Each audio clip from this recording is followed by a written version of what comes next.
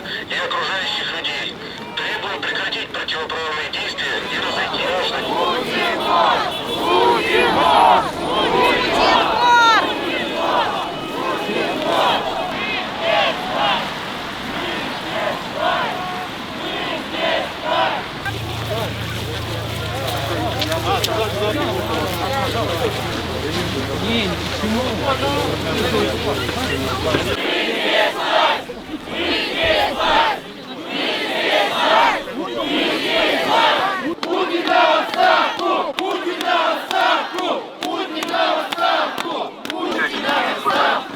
Собирайся, народ! Ходить на работу!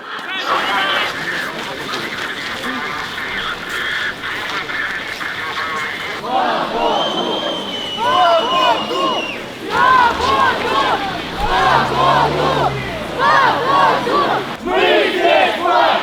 Мы здесь власть!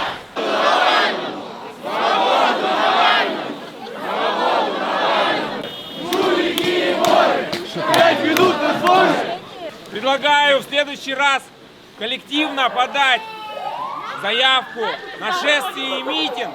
Потому что если придет столько людей на то, чтобы подать заявку, администрация не сможет нам отказать.